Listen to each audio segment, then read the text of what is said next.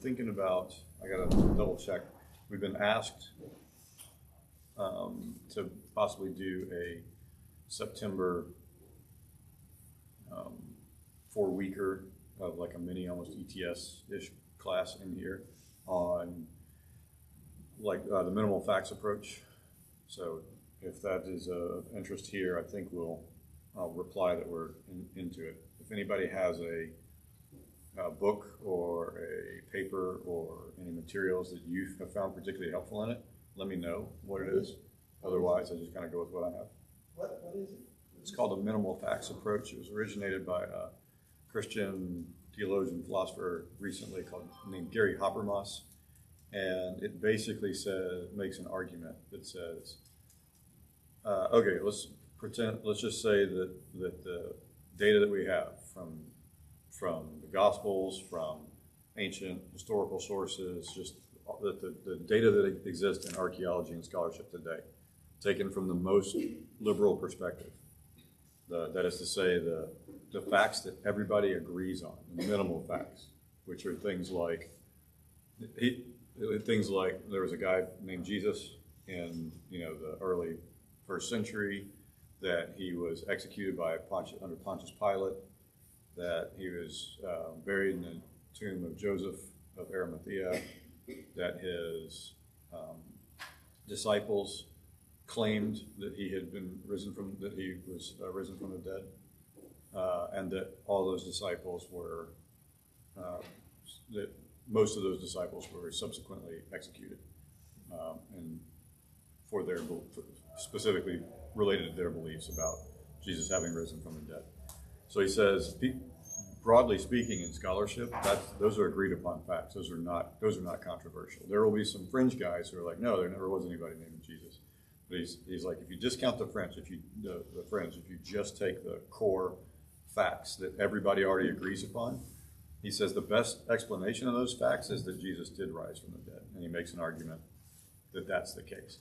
So he's trying to say you don't have to. It's stuff we've said in here before. There's no need to carry this burden of proving that that this particularly strong theological point, if what everybody agrees upon, should already result in their belief in God, that kind of thing. That was kind of the thing I was trying to say in the Loftus debate is, look, if you just go off logic and science and you want to say whatever's probably true according to science is what's true according to science, then you would be a theist.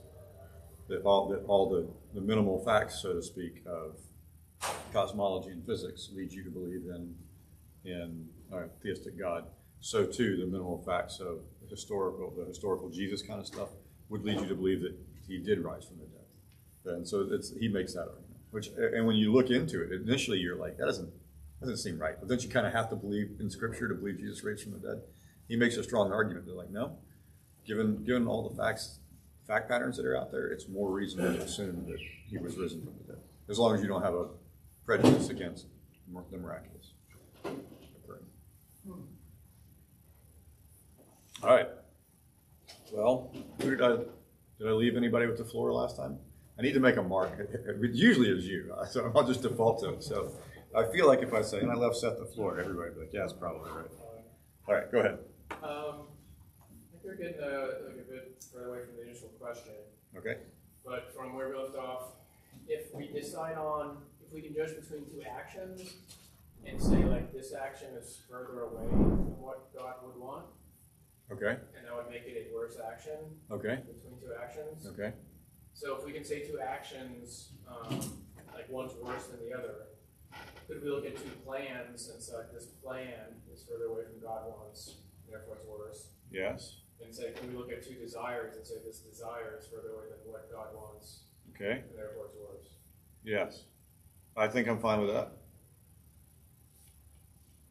Generally speaking.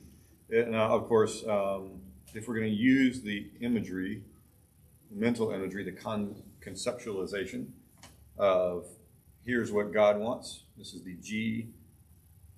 G0 point. This is what God wants. And here's action 1. And here's action 2. Then we can say 1 is morally superior to 2. We could say the same thing in terms of plans. We could say the same things in terms of desires.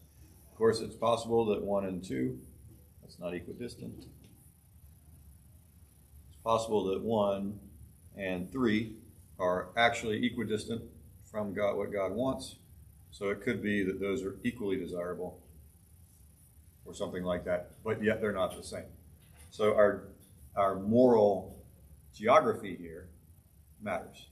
So we'd all, obviously this is a metaphor you're using, and maybe we can talk about that metaphor. I'm actually starting to get excited about this metaphor because I think, like I said, we had talked a little bit about, wow, let's try that again.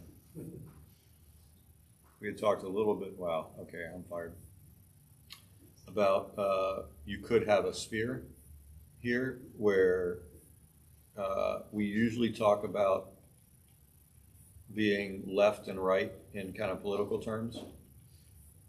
That's kind of gone that way, which is a little crazy, right? There was a two-party system. There were 2 aisles. There was an aisle down the middle, and everybody sat on one side, and everybody sat on the other side, depending on which political group you were with.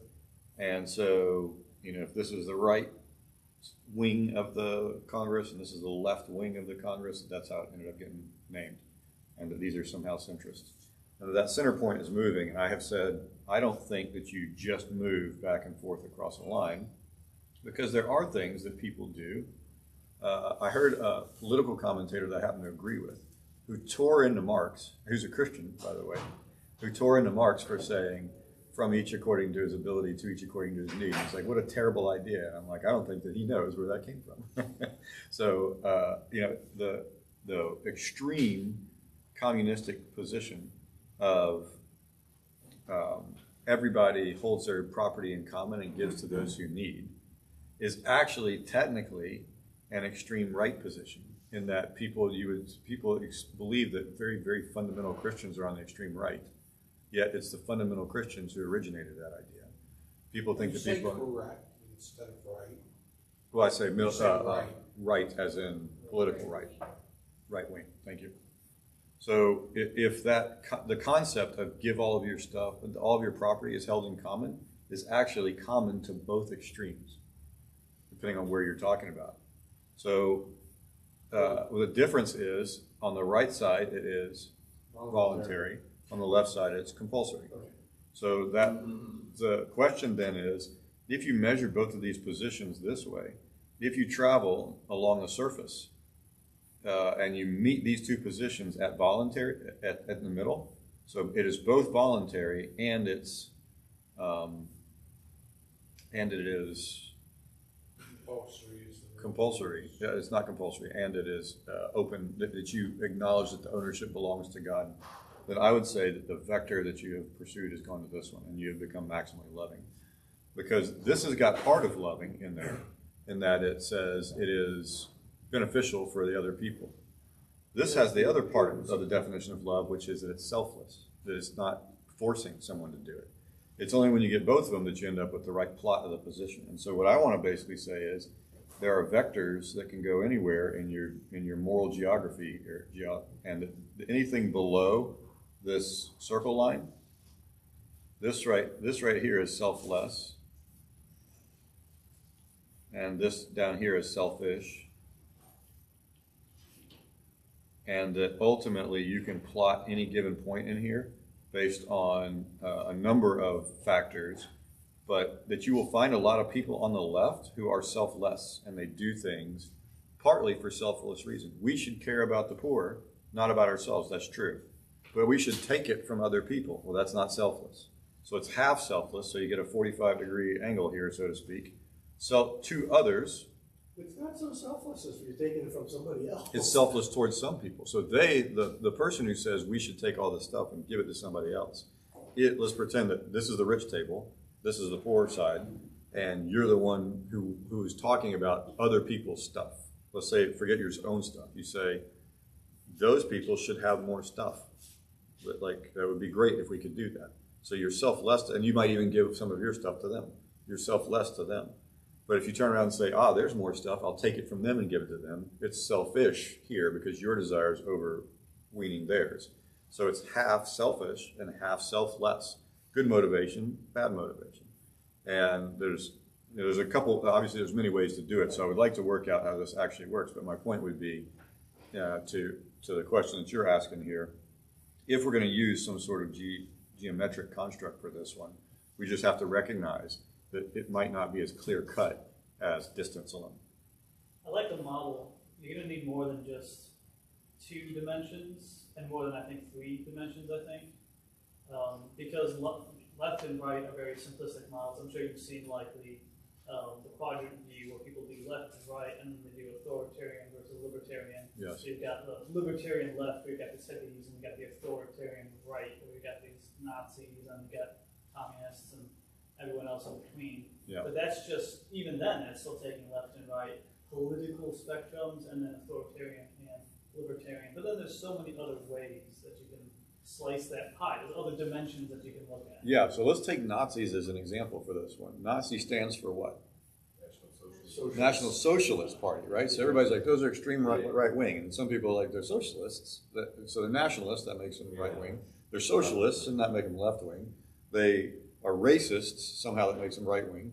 That they're, yeah, right. So like, there's a lot of confusing. There's a lot of propaganda out there, right? So, I mean, here's an idea that I've heard from a couple of friends. Maybe we should break each one of those political ideas down into concepts, and then label those concepts consistently and some sort of atomic political language format, and then all of a sudden all this stuff would emerge. I think that if you do that, when you say any moral action has a component of all moral actions are moral actions in virtue of their relationship to the concept of love. That love is the apex of morality, and that hate is the lowest point of morality, and that which is the most hateful is the lowest point, and that which is the most loving is the highest point. Now the question is, really asking the question is how, is this a sphere? Is it a cylinder, or, like a torpedo, cigar kind of shape? How much left and right, front and back, is there to this kind of construct? And how are you labeling the radial, what are you labeling the radial direction? So if loving is up and not loving is down, I think that the advantage of this is that you can have an infinite number of concepts that go out radially. Since everybody agrees that the high point is most loving and the low point is the most hateful, if everybody agrees on that one, morally speaking, then you have an infinite number of things that you can talk about that go this way. And if they have 2 components, that's fine. You can draw 2 vectors to represent those components, and you can resolve those 2 vectors. Steve, and then... Well, so that's my question, is what, if you were to draw an XY Cartesian on this plane, Yep. what are these radial, Yeah, so... what are these radial parameters? I think that you could north, south, east, west yourself to any way that you want to break down moral decisions. Any model, this will fit any model. And if you're going to say, well, this axis right here, well, let's do a little more Cartesian. This axis right here has to do with how much a society tells somebody to do something, and that this direction over here is how much a society is, let's say, democratic, where it's solely based on what the will of the people are. So in an authoritarian versus non-authoritarian, it's easy for people who are pro-democracy to say there should be no authoritarian stuff at all. All right, but you're like, but what about murderers? And you're like, well, we should grab those people and kill them. And you're like, okay, but that's a little more authoritarian. That's not like letting them do whatever. So there's going to be some kind of trade-off there. So you could, I drew it as a sphere. This could be, some sort of construct like this almost, you know what I mean? Where depending on the issue, there could be lots of options in here for like authoritarian stuff. There could be there are a bunch of different ways to do this kind of geometry. But the idea is always that loving and hate should be the pinnacle and the pit of this construct. Is it like a granular thing? Like, so if you were on the top of the clock, it's just degrees, literally, of incremental value increases? I think the question, it's a lateral move, then it doesn't have a moral, then the component, if it's only moving laterally, this way or that way, then by definition, it is not more or less moral, right? Because it's staying on the same level, because this axis right here is the axis of morally superior to morally inferior. So lateral movements on this one are not morally superior to morally inferior. They would have to be choices that are equivalent. Now the question is there such a thing?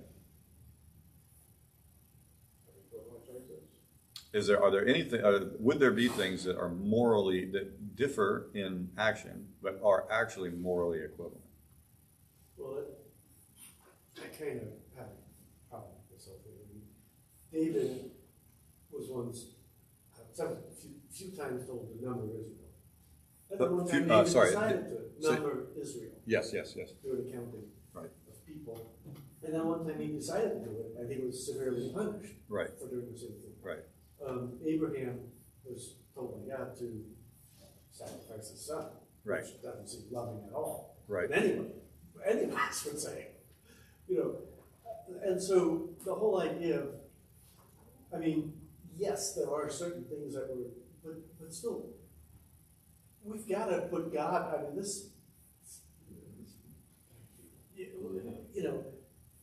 God directs us to do things, and we have to evaluate whether we're hearing God well. I mean, this is important.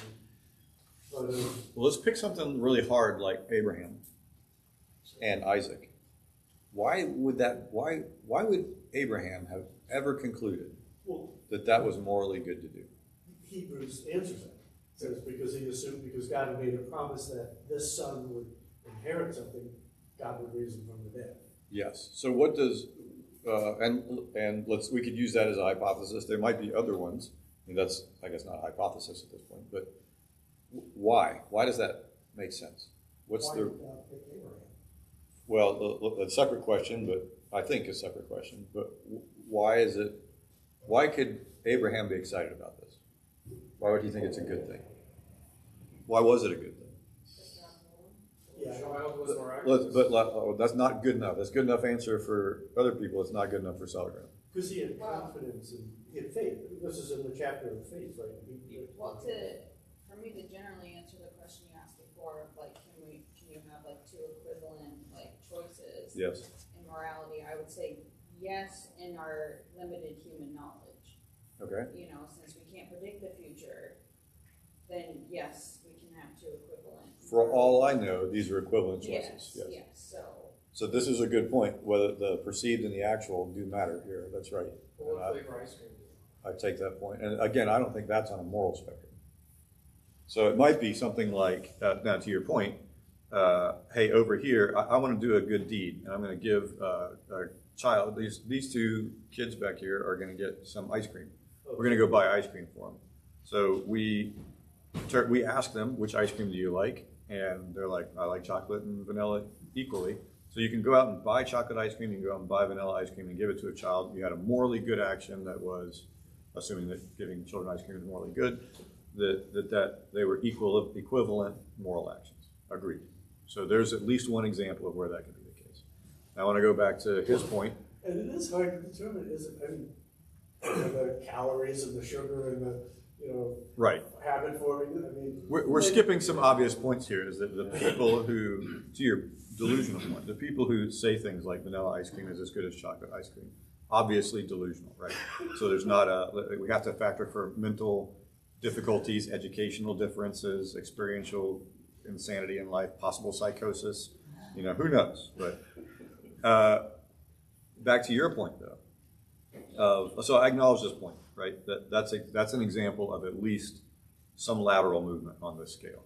How much lateral movement there is, and how much of it is dependent on ignorance. So, like you may say, I thought that this kid likes vanilla and chocolate just as well. It turns out I got the information wrong, or they genuinely don't, and so I got them something that they prefer less.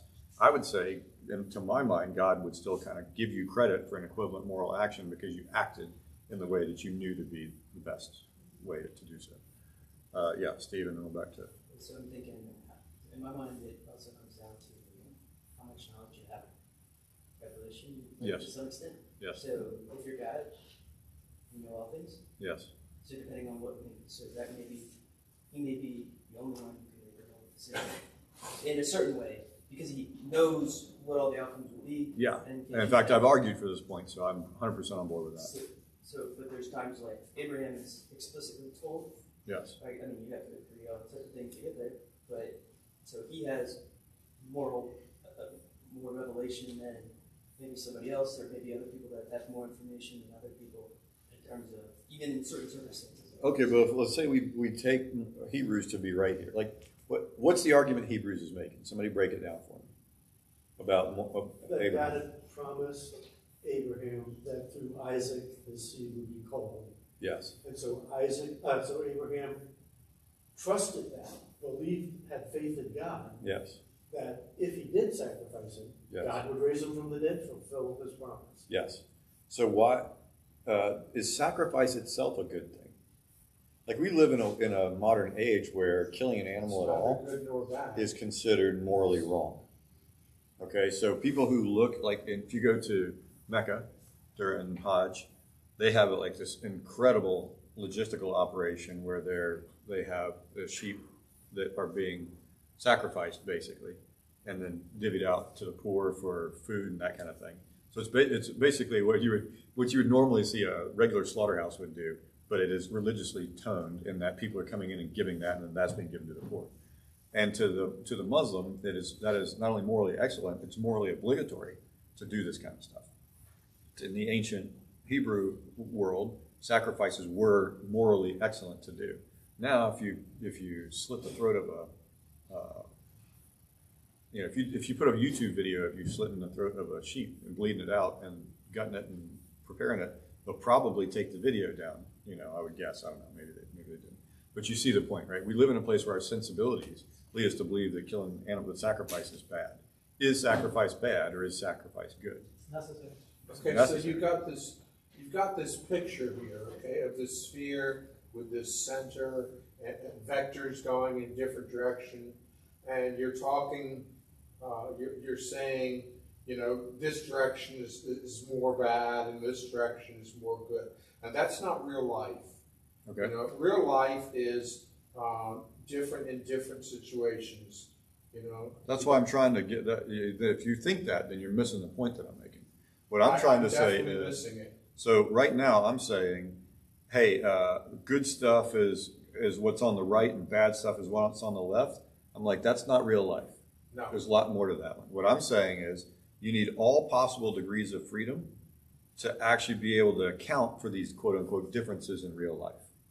So I'm trying to make a model that's more open to interpretation of different directions, differences, possibilities, apparently amoral or non-moral factors that are otherwise equivalent. I'm giving you a model that is technically, mathematically, infinitely more variable than the simplistic model that we've got.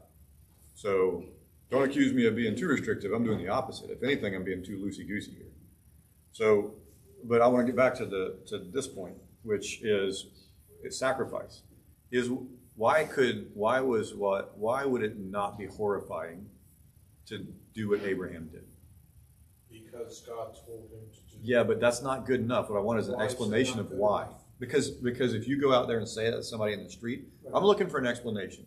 That if you went out to somebody in the street that doesn't know anything about Christianity, you're going to explain Abraham's decision, they'd be like, oh, I totally get it. That would be a good thing for him to do. That's not what people right now will say the way that we typically say it. Oh, God told They're not an ancient Bronze Age guy to go kill his son with a knife, and that's morally good, and you should want to do the same. People out there will reject that. I'm looking for an explanation. They're going to reject it. I'm saying there is an explanation that doesn't make them reject it. Let's find out what that explanation is. Because it wasn't about actually killing the man. It was a test to see if he trusted him or not. Yes, right. Explain it better so that the person's like, what do you mean? So I'll be the person. What do you mean? Whoa. Who was the test on, Abraham or God? Abraham. Yeah, because when he took his son, he had the knife and he was ready to actually punch it into him, God stopped him. Right. And God basically said, I'm not here for blood. I was testing you to see if you were truly... So why is it not God's opinion of like, Abraham, how could you think I was here for blood? Why would you even do this? You're such a knucklehead. Thank goodness I stopped you from a bonehead move. Sorry, it was also I think it was very... to Jesus. Okay, agreed. Agreed, but again, not going to help out the guy on the street. We got to think about the guy on the street. The guy on the street sees dad with his knife above the kid, and you're like, it's a good thing. Why would you think it's not a good thing? I would say an angel. Say again? Well, I was thinking of the perspective from the son. Yes. Like, what benefit is that? I mean, he got to see an angel. Yes, literally, like, save him. Yep. That would solidify their faith. Yep. So not only for the father, but for the son as well. Yes. What else? The wages of sin is death, and justice must be satisfied.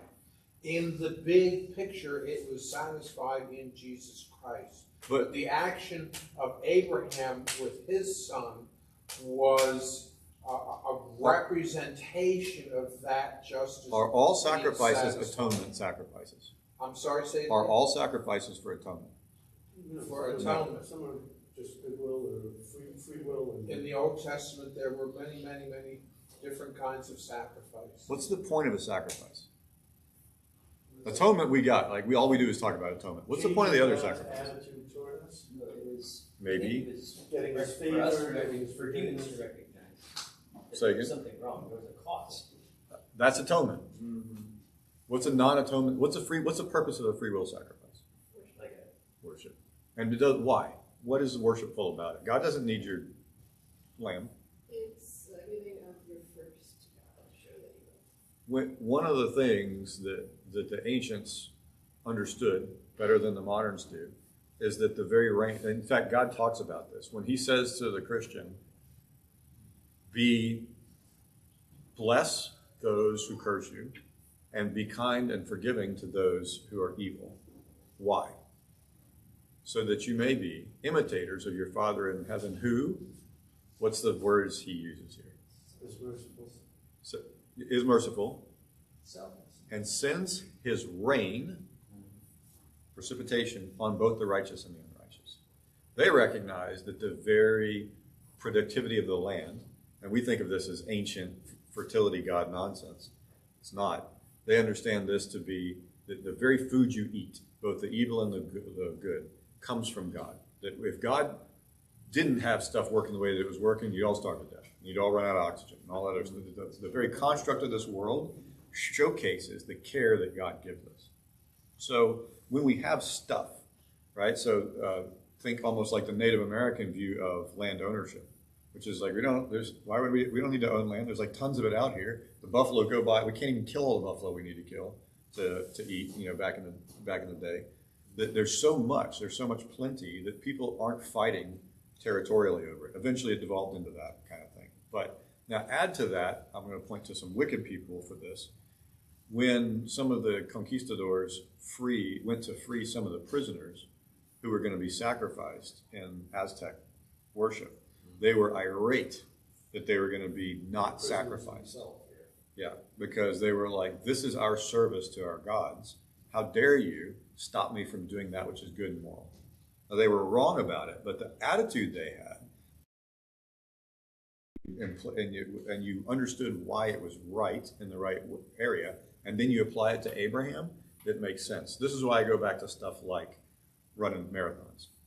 For people who are marathon runners, and there's not enough of those out there for this to make sense, but for people who are marathon runners, hey, I have a coach who I pay to yell at me when I get tired, to run hard, to increase the amount of pain that I have because I know it's going to work in the long run. You're like, wow, you are some sort of sadist, masochist who hires somebody else to torture you. Like that's one interpretation of what a personal trainer is. Another interpretation is that it's somebody that helps you through the good pain, where the good pain is you feeling your muscles breaking down in order to get stronger. Right? This is a very small, modernly appreciated version of it. That same principle of you have to break down that which you're comfortable with in order to build greater power and capability. That's present throughout Scripture, as is the idea of resurrection. All of the plants that we have come from a seed. The seed that plant dies, the seed falls and resurrects in some way. That plant lives again in its children. We live again, so to speak, in our children. This concept is found throughout nature, and our modern minds have forgotten a lot of it. The reason it was morally excellent for Abraham to want to sacrifice Isaac. And by the way, you've heard people say Isaac was a young enough, was not a boy that age, right? Probably could have fought the old man off, right? So the reason that might have been different than we think about it and differently than we depict it is they could be potentially excited because if the tree grows into power from a tiny little seed, a fruit that is sacrificed, if by giving 1/10 of your flock, God multiplies your flocks 500%, then Abraham and Isaac go into this and being like, this is the beginning. This is the planting of the seed. This is the cutting of the fruit. This is the training portion of the marathon. This is where it all kicks off right here. And they go into it excited, but more excited about it than not. It's not like Abraham's like, oh no, I'm not going to have. Hebrews tells us Abraham wasn't like, oh, I'm going to lose my kid forever. Abraham's like, he's going to raise him from the dead. That's even better than what's going on. So we have the wrong picture of Abraham sacrificing Isaac. We don't get it. It's the marathon kickoff, or it's the 16-mile mark of the marathon. It's the spotter saying, come on, you can do it. Like the guy, you ever seen the guys in they're sitting there and they're lifting, they're like, and they're clearly stopped. They're like, they're failing, they can't fail. And the guy's standing above them yelling at them, clearly you're failing, work harder. Yet somehow it works. And sometimes, there's a great meme I just saw. So some spotter watching this guy just fail, and it falls off both sides, and he slides behind him. The spotter's just standing there staring at him. What are you doing? You're not being a spotter, I'll tell you that. But that is they're at that point. That's what it is to them. Okay, I've gotten all fired up about this. We Christians have not thought about this enough, and so we punt it and be like, oh, it's okay just because God said it. Abraham didn't go into that with the mentality of like, I don't know, seems like murder to me, but God said it, so I'm sure he must be right. I mean, maybe he's a Canaanite deity of ultimate wickedness, and I guess I'm just going to be under this guy's thumb. That way shorts Abraham, and it way shorts God. That's not what either one of those beings were thinking at the time. Whew. Okay, back to the two actions. The point I was, I guess, ending on was, can the church say same-sex desire is worse than opposite-sex desire? Okay. Why? Because it seems like... Do you think that they're morally equivalent? Seems like no. Okay. Now why? Because Scripture says, like, I guess if you burn with passion for a woman, like, you can avoid it or fight it or get married. Right. But if you burn with passion for same sex, you calls it like the pride of mind. Yep. And there's no out for it. I'll add, so we'll do this on the PG level here. The desire that one has for a woman is, what's the purpose of it? Creation. Right. That's the ultimate purpose of it, right? Not in modern times. It's not. It's recreation, not procreation. Recreation. That's what we think of it in as modern times. Which is why, if it's recreational, then we're like, then why does it matter? If it's procreational, it just happens to have a motivation behind it. It's let's compare it to eating food. What's the purpose of eating food? To get energy. Okay, but so the point is this: like, it can be pleasurable to eat food. It can also be like work to eat food. We're like, yeah, this isn't very good food. Okay, it can also actually be pleasurable or work for procreation as well, right? But the idea is perfectly done, proportionally done, etc. It is both purposeful and enjoyable. That's the idea. But there are many ways for it to be wrongly purposeful, and there are many ways for it to be wrongly wrongly entertaining. And so the reason that this is why I try to draw a moral equivalence in some cases between same and like hetero and homo, in order to say that the difference, if you're only looking in terms of desire, you're missing 9/10 of the equation. Maybe that wasn't terribly clear. I'll restate. I'm trying to stay PG on this as well. Say again? Missing I'm telling you that we're not talking about half of it. So if you think about it in terms of purpose, each one of these, every desire God gave to us has a purpose that God has for it. The desire to procreate had a purpose. The desire for the hunger desire has a purpose. The thirst desire has a purpose. The exploration desire has a purpose. The desire to control has a purpose. All of these things that we do, all these motivations we have a purpose in that when we are on God's plan, we will find that we have already been given natively to our bodies a motivation that motivates, that helps us move towards the execution of the action that is what God's plan requires us to do. Does that make sense? Does that statement make sense? That God gives us these things to help us. That the attraction that we feel is intended to be helpful. That the desire that we feel is intended to be helpful. It's when we pervert that desire, and it perverts it to be same-sex, it perverts it to be adulterous. Both of those are perversions, right? Technically, it's also a perversion within the construct of marriage if we are looking at these activities in a way that differs from, like, I'm not making the missionary argument here, but I'm saying, like, if it is turned into some recreational activity that is completely divorced from intimacy and all this other stuff, then when we're doing it wrong, and we're going to suffer as a result in some way. I'm trying to look at it just from a purely like a natural stance, since the world doesn't like to talk about it from like a moral religious stance. They also don't like to talk about the natural consequences of it, because it's the healthiest, like physically the healthiest way to engage. Yes. Is like monogamous with opposite sex. And in the same way, to this point, in the same way that our bodies respond well to when we do things the way God designs it, they respond poorly, and the world responds poorly when we do things the wrong way. God set up the world like this to dissuade evil and to encourage good. We tend to think of it differently. We're like, no, the evil is the stronger draw than the good.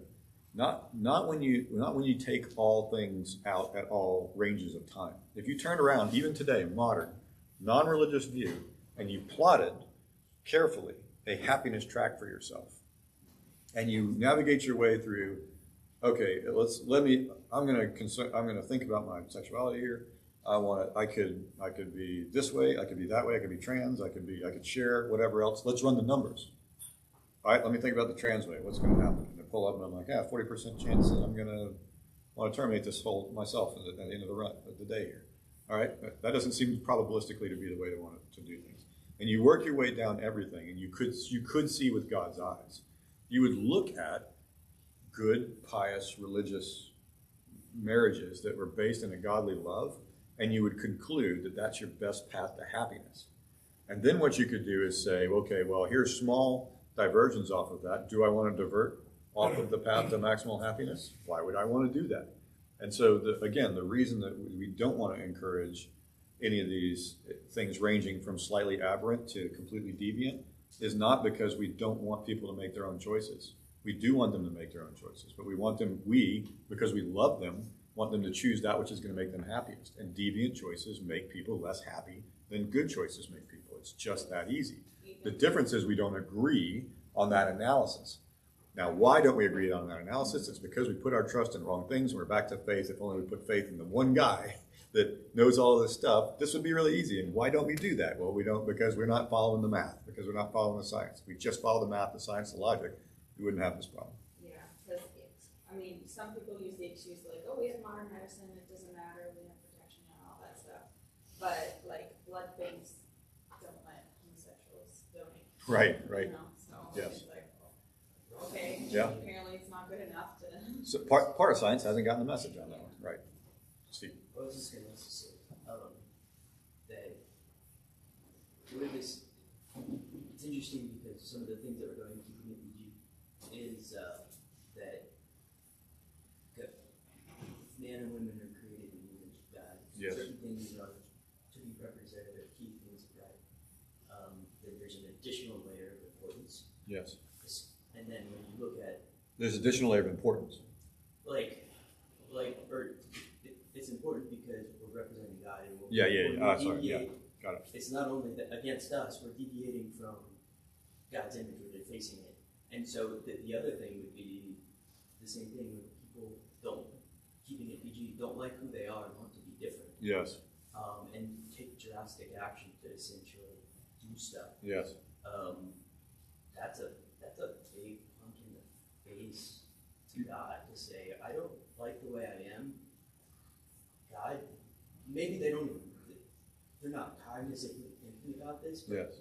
And if I was thinking, well, God created you in a certain way for a certain reason, Yeah. and people are saying, I don't like it, I'm going to change, in my mind, if there's some ultra spiritual additional players involved here, it's kind of like, that's a big slap in the face. Right. Right. That's right. Right? Okay. Agreed. However, I mean, it still seems What? kind However, of what? flattening the two. Hold on. Go ahead. I think you have 2 points that you kind of slide in here. Okay. Yeah, all this other stuff is great about desires. If you look in Genesis 1 and Genesis 2, there are 2 principal things that God said. 1, be fruitful and multiply on the earth. And 2, it is not good that man is alone. Yeah. So the second thing is companionship. Yes. Yes. That's the reason man has a wife and to work together, a helpmate. Yes. That's companionship. And Yes. those are the 2 principal things. Everything else is below that. Yeah, I agree. In my opinion. Yeah, I did. So I wasn't trying to ignore that side of it. What I was trying to say is But don't overlook the fact of companionship, because we are made to be in companionship. and Sure, but the point is relationship. the reproductive act Okay. is not companionship driven. You can be a companion without that. Taken in a lustful desire, but taken in a spiritual Certainly desire, not. it is companionship. It's just, but I'm saying the physical intercourse act is not doesn't have bearing on the companionship thing.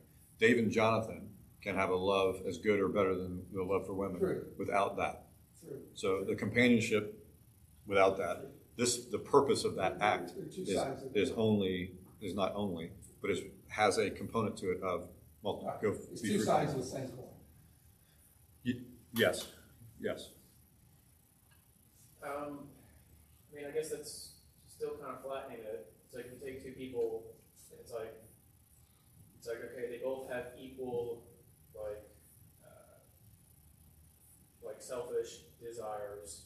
Okay. And it's like okay, so we're both equal in like selfish desire that's like not proper, and we're just picking 2 different like body parts to focus on. Yes. So it's like okay, the body part side is irrelevant. So it's like we're morally equal because we're both like have inappropriate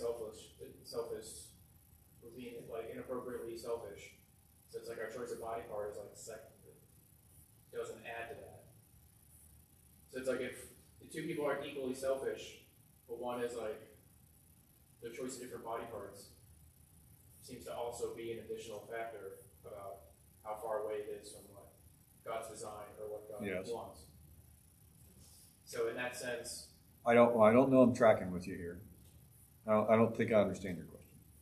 I'm saying like in isolation, like same-sex desire, if you control for the like selfishness factor, same-sex desire would be more wrong than opposite-sex desire. I think if I understand your point, I would agree with that because it's this.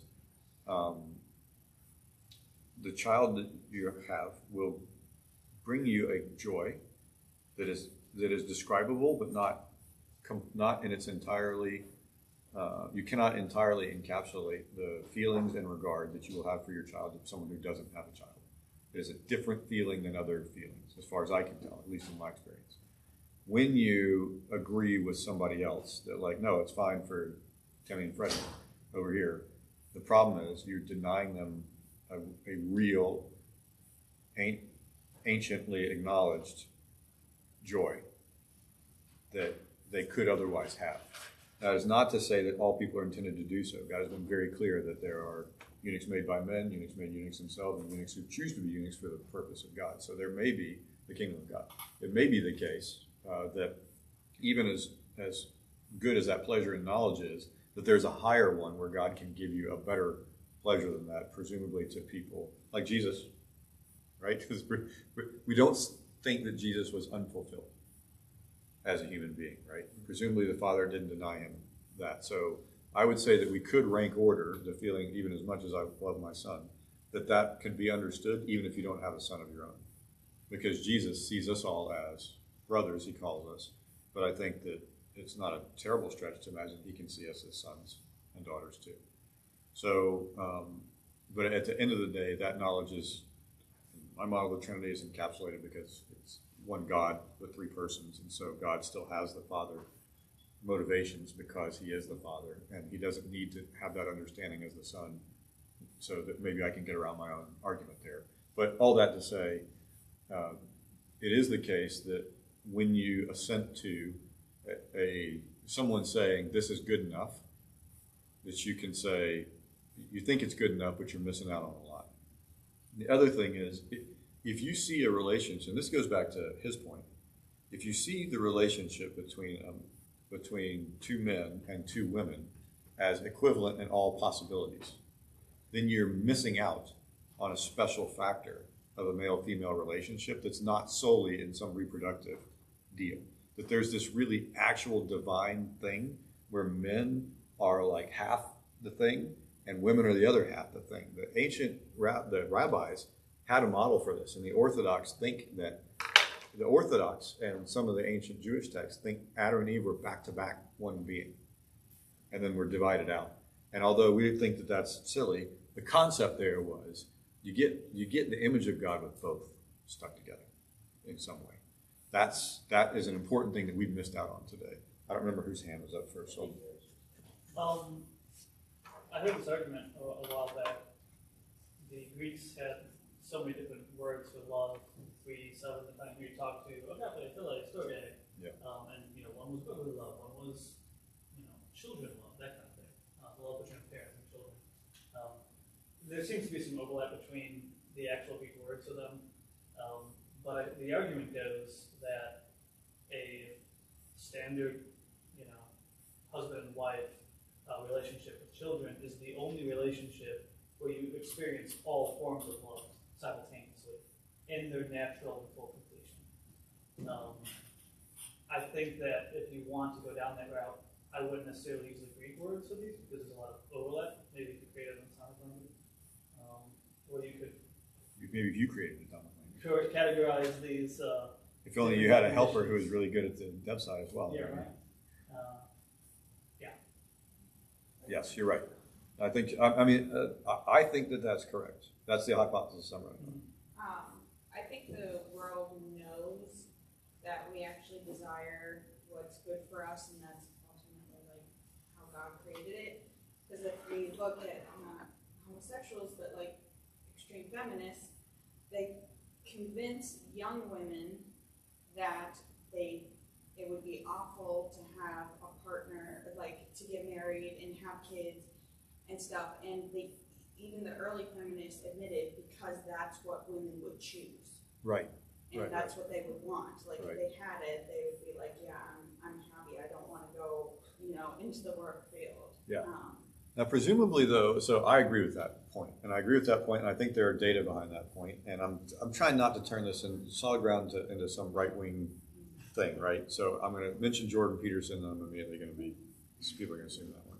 Peterson is the one who popularized this point, but he points out that, as he says, in the Nordic countries, where they are as egalitarian a society as we have built in the modern world, that in this case, I think he's talking about jobs, that the jobs that ladies pick versus the jobs that gentlemen pick align more closely with traditional gender roles than they do in other societies that are not as egalitarian. He takes from this the point that people want that.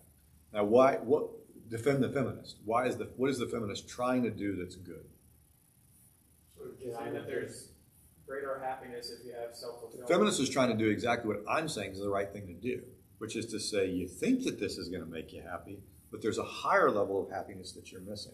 But the higher level of happiness they're pointing to is like you could be a wielder of power in one of the CEOs. And then you trot up to the CEO and you're like, how happy are you? And they're like, I'm really happy. And like, let's test that. And they're like, I'm actually miserable, right? And my son hates me, and I have 3 wives, I'm on my 3rd wife, and if I ask the board what they thought of me secretly, they all think I'm a jerk. They're like, wow, it doesn't sound like you're very happy, Mr. Powerful, awesome guy who's got it all down. So I think the world is so broken because we've messed it up so much that it's so hard to get your bearings here.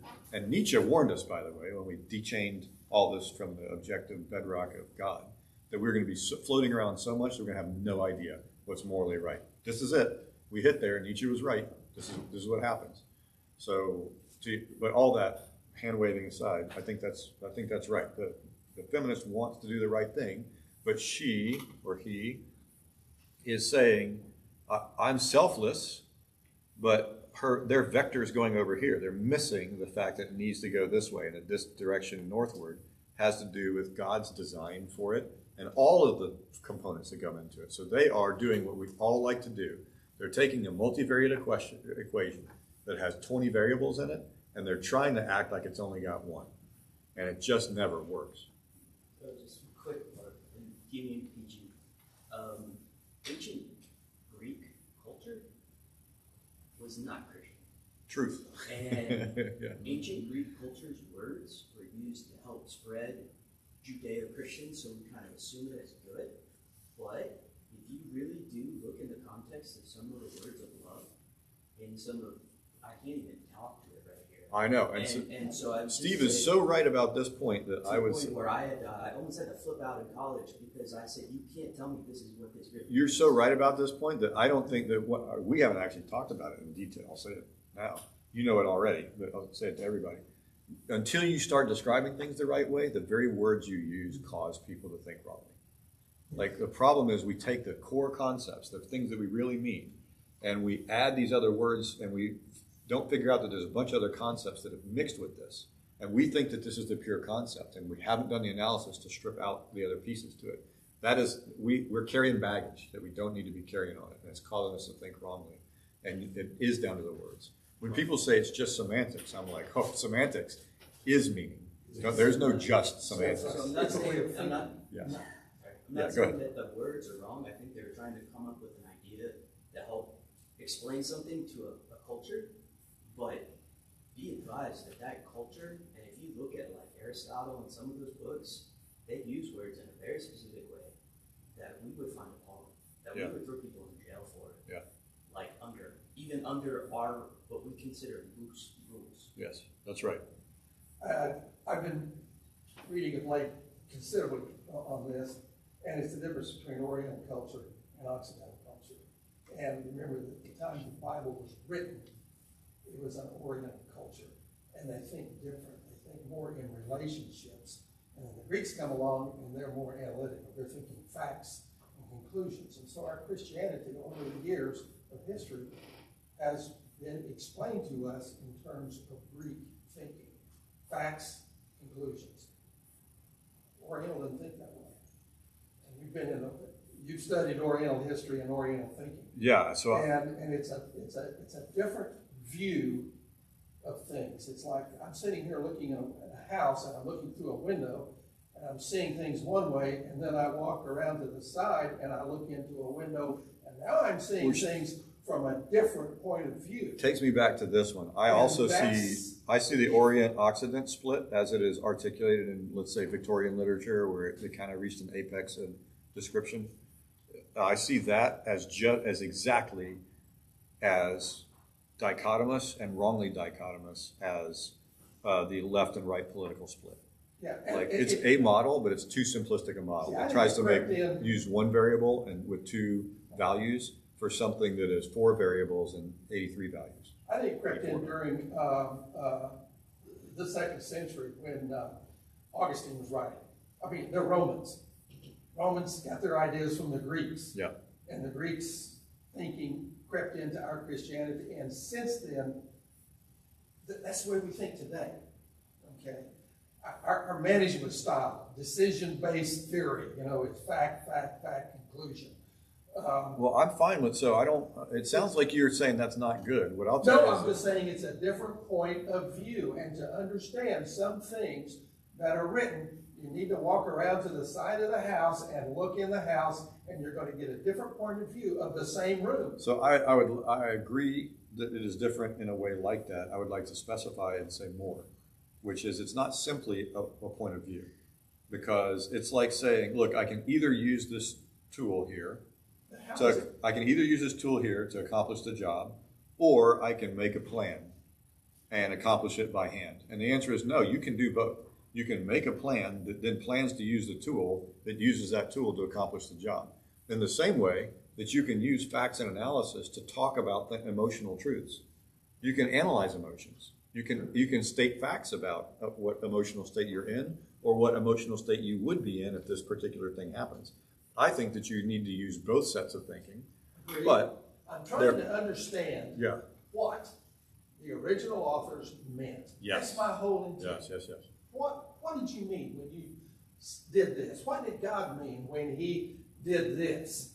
And to do that, I'm trying to read an author 2,000 years ago, yes. or in some cases 3,000 or 4,000 years ago, and read what that author was writing about and the point of view of that author yes. when that author wrote it. Yes. And me sitting here 2,000 or 4,000 years later with a Greek mind, yeah, it's hard for me to get I that sense. I agree with that point. Especially if you're a white guy. You want to know why. Yes. Why did God do this? What's he trying to tell us? I agree with that point. I'm looking at this model. I'm curious if we're going to end up using some kind of relativization in a fallen world. I'm thinking of the example of individual liberty versus collective security. Yes. I think in heaven, we will have ultimate individual liberty, and all of our desires and wills will be aligned to God's will. So we will be giving of our own resources freely towards God's enterprise, towards the kingdom of heaven. So that's, you could say individual liberty is better in that case, because you don't really need collective security when everyone is behaving perfectly individual. But in this sinful and fallen world, you do need some level of yeah. Let me see if I can get myself into trouble in the last 15 minutes here. So the question is, are you going to create a model which says that this is one direction is good in our current circumstances, but in heaven a different direction will be better, and this other direction will actually be sinful? So it depends on whether, let me leave off the last phrase that you used and instead talk about it without that, and then we'll bring that in later. We have chosen to live in a kind of society. We don't have to. People do go off and start communes and live on them. People do declare themselves sovereign citizens. It usually doesn't work out, they're driving to Montana a lot and whatever.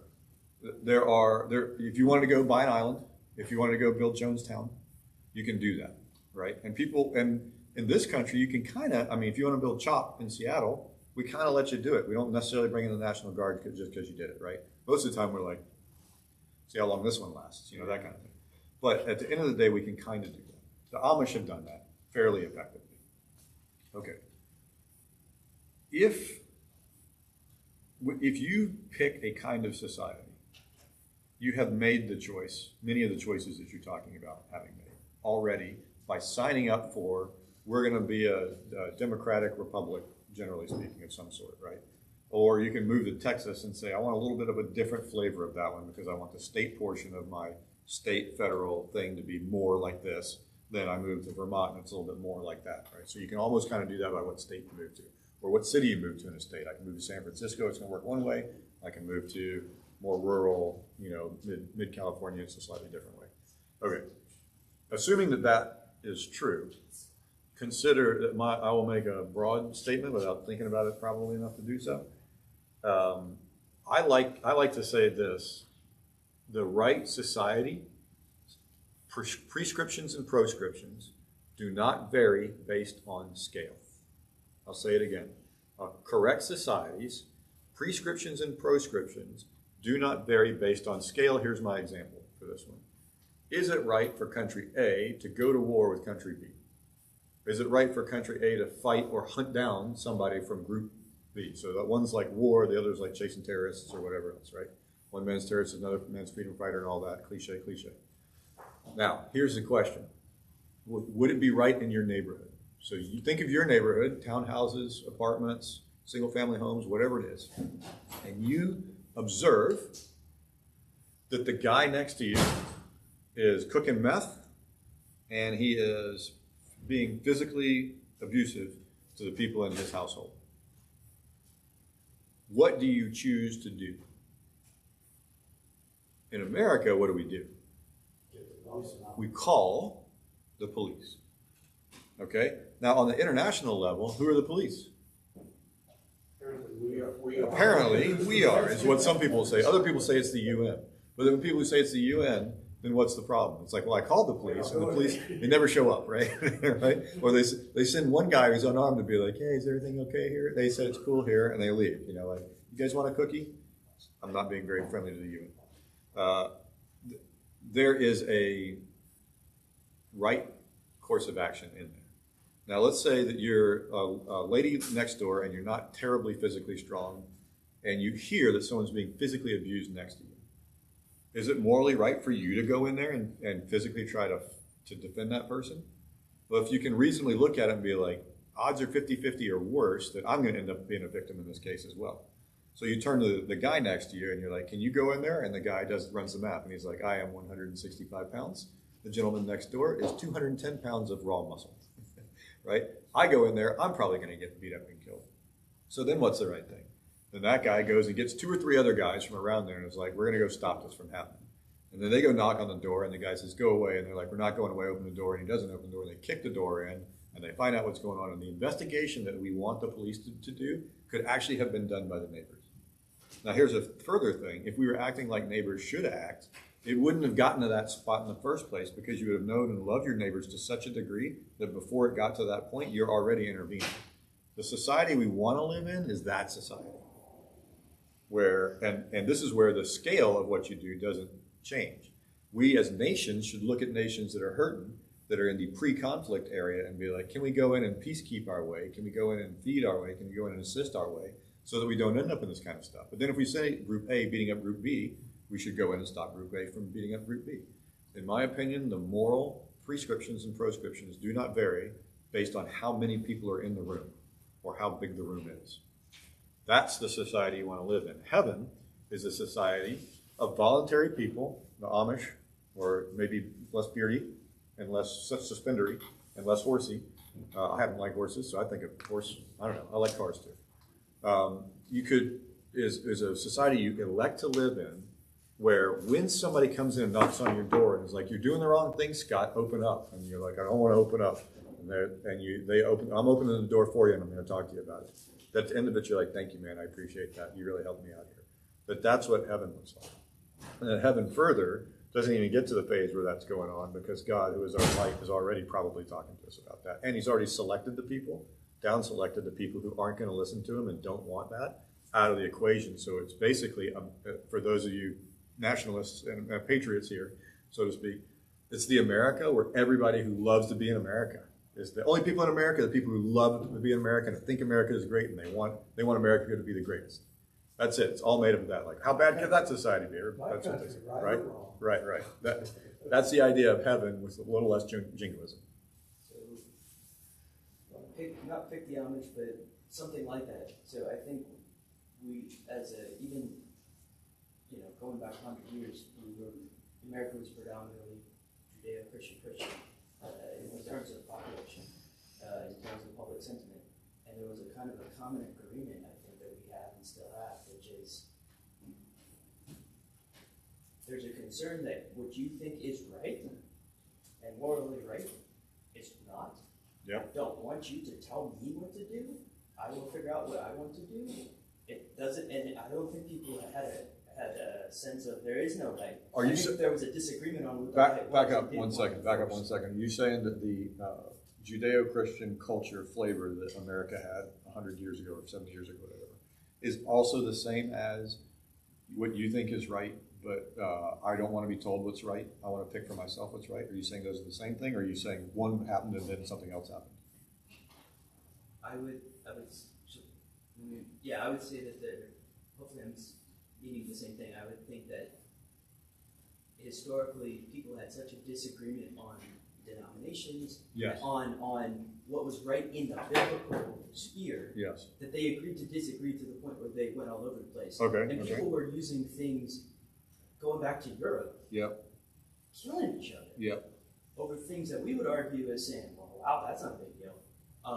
And so I think people had this agreement to collectively disagree on those things, and in that setting, we kind of went through this congregationalist, populist kind of church movement. All right, Steve. Well, you get the award because you're the guy who's just set me off on my soapbox the worst today. So here we go. I agree with everything you're saying, but I want to go a couple of steps further. We know that fighting and killing each other in Europe over these differences is bad. We can agree with that. I also want to say it's bad that we have a dozen denominations for every flavor of denomination around here. I think that's bad too. I think it's nuts that Christianity is divided. I hate it. Hate. Strongly speak. Hate the fact that we're divided in Christianity. We ought not be. We ought not be. Not the way that we are. Okay?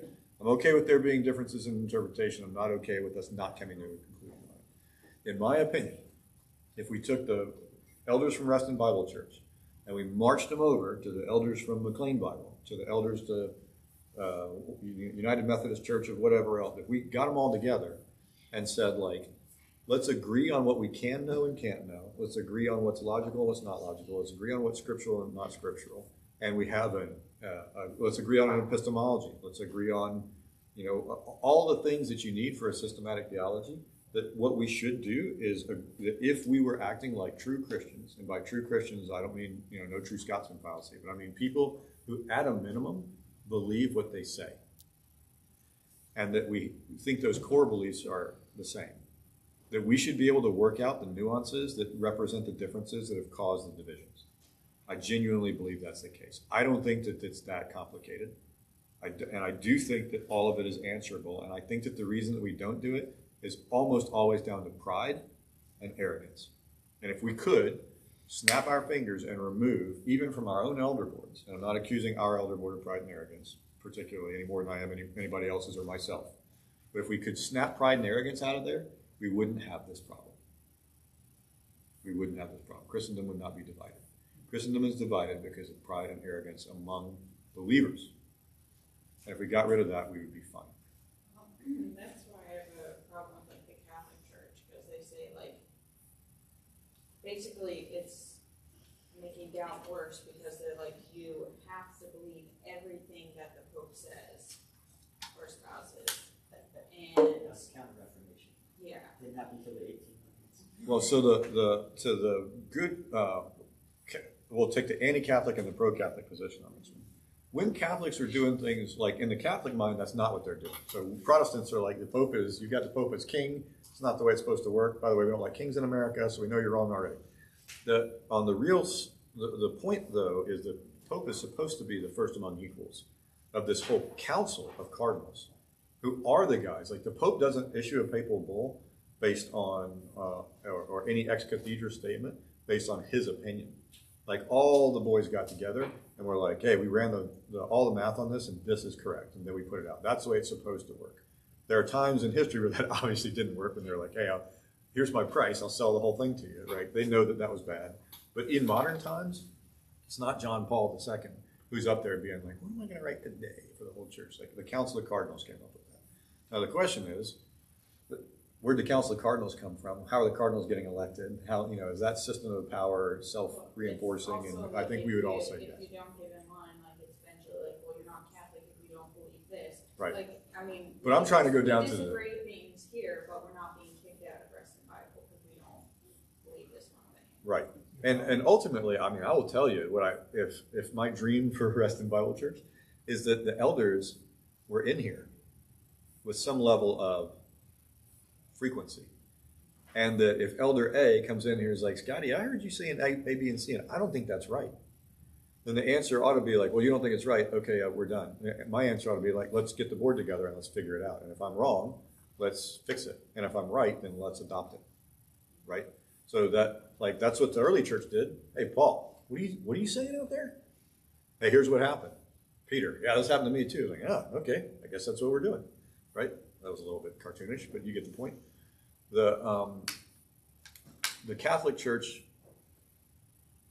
when it operates according to its own principles, has a good model. The problem has part of a good model. Part of the problem, though, is that whole group of 100 cardinals can be off base, just like a whole group of 100 Presbyterians can be off base, or 100 Methodists can be off base, right? So you can Luther's. Can't err. and Luther. All you got to do is read Luther for about 15 minutes before you're like, the Pope's not the only one that can get stuff wrong. Yeah. If you've been around fundamentalists, Yes. Southern Baptists, Yes. they have the same essential point of view, but they deny the truth. It's like the Empress Nicholas, as he was pointing out earlier. And I was raised in Southern Baptist churches, so I know. Yeah. And they have a lot of dogma that either you buy into it or you're out of here. Yeah, you better not be dancing about it in any case. Yeah. I guess it creates a culture of fear of doubt. So if you're like, if I do doubt, like, people will either push themselves out or others push them out. Yeah. But of course there are, like, Which is absurd. other denominations who it's the other way. Like, you can believe whatever you want, you can try to heal people and that's fine, or like, all these things. And my dream would be a church where people care so much, that people are both so knowledgeable in the spirit and in good and in knowledge and in goodness and all work together, and are so caring and loving of people who are new to the faith or whatever else, that this never turns into a problem. Like, that's the way that it ought to work. So if it's not obvious to you, that's what I'm trying to do here. What I want Solid Ground to be is the church that I believe God wants us to be. We have infinite level, as much as I'm capable, level patience of questions that I don't think are right, of questions that I do think are right, of dissent, of argument, of disagreement, of all that, with the final result desired of we all of us together come to a greater knowledge of the truth of the Almighty God, who is the greatest possible being. And if we would just listen to him and know him better, then everything in here is going to be better. And then if somebody in here does, and we have to date really haven't had it happen, but if somebody turned in Solid Ground and came after and was like, Scotty, about to fold on the house, we need some help, then we can turn around and be like, great, let's get together and fix it. And guess what? We're going to look a little bit like communists for a second there. And I'll probably reach out to the elder board and all that other kind of stuff. But then we deal with that here too. But we do it because we love each other and we voluntarily do it. Not because I'm like, well, you're in Solid Ground, pay your dues. So sell whatever you got because you're giving it to this person. No, hang on. How about I volunteer? Right? That's what I would love to build here. Steve, and then you had your hand up for a while. And then these are the last 2 points because we're out of time. No, I was just going to say that as we look at some of these decisions, we just have to look at it in the context of our culture. Our culture, or at least culture 50 years ago, which has influenced culture today, was based off of basically Europe, basically the Reformation, basically the idea that sovereignty was a word that didn't exist really till like the 1600s, 1700s, in the context of who has control over what. And basically, and now we use it in many terms to describe God, so it would be interesting to do that corollary. But that basically people had their own spheres of influence to which their version of Christianity existed, or and they didn't intersect. We come to America, we say, don't tell me what to do. Right. We pile them all stemming together from this, Yep. and so now we're getting into maybe potentially a post-Christian era, but we still have that. Don't tell me what to do. Sovereignty. Exactly. You tell them, Google. Don't let it go. And so I guess that's what I was just trying to get at, is that look at the history of why we care. Why do people that don't want to be told what to do? Why do we want to have the right to choose? Why do we want to have the right to bear arms? Yes. And some of these things are moral, and some of them are not. But the root of it potentially is how we have historically basically kind of detested other people's versions of Christianity. Yep. Yeah. And not liking what they said because we're not liking the Roman Catholic Church because it was wrong. Right. Yeah. And I'll tell you, when I pound to pound talk to any Catholic out there, I don't find them to be members of the First Order, all wearing the same robes that are trying, like they're a bunch of people who are just as reasonable and want the same stuff that we want. They just are in a different system. we ought to get those together. I can take a little different view on that. I think a lot of people want to be told what to do. But should they? I'm not talking whether it's right or wrong. I think that's their behavior. Yeah. I've said in a lot of churches where if you ask why or you question what comes from the pulpit, you're a heretic. Almost. Okay, but let me stop and you. That's the way they look Wait, at let me it. stop you for 1 second, just because I think this is super important, and I'll give it right back to you. I meant to say this earlier. This is very, very important. But why do people want to be told what to do? I think it's laziness. I think we don't want to bother thinking about it and doing the moral work. If we weren't lazy about it, and we wouldn't want to. I'm not saying that we want to fight everything, but if we are willing to do the intellectual and heart work to do it, it will build us up into better, stronger people. Yeah, why were people flocking from the Southern Baptist Church to the Mormons? Because the Mormons told them how to believe, how to behave, how to live, and if you do this, you're going to be all right. And Southern Baptists, I think 20 years ago, they were flocking out of that denomination going into the Mormons. And the Southern Baptists were scared of it. And I've said in a lot of churches where if you question anything, if you come up to the pastor after the sermon and say, well, explain this a little bit. I'm having a problem with this. Well, they don't like that. Well, this is the way it is. And what's that bumper sticker? The Bible says so, therefore it is, or I believe it. If the Bible says it, I believe it. They don't ask why. And it's a lot easier to take that point of view. Well, one of the things that I think that this class could be is for the people who go up and they're like, I got a question about this and I don't agree with that or whatever else. If they can handle it, great. If not, it's like, why don't you go tell the people in solid ground about that? And then we'll find out how deeply they're willing to How many people are sitting down there and how many people are sitting in here? Yeah. And so what's the general tendency? As I told Bruce and company, by the way, one administrative announcement, Bruce and as a result, the church have agreed to fund our initial 10 videos on we're going to do the minute physics kind of version of it, and we'll build it out from there. But they've already said yes to the tune of thousands if we need it.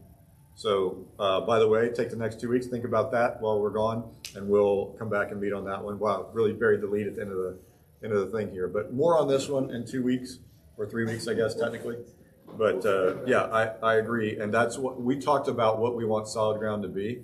And I made the argument of solid ground's the tail over here, so we have a particular role. It's not for everybody, but we have distilled it. I said to him, I was like, what you have in solid ground now is this whole population distilled down to people who are willing to do the stuff that y'all are willing to do in here. And I'm like, as a result, you have something very, very important and valuable here. This is how I think we ought to use it.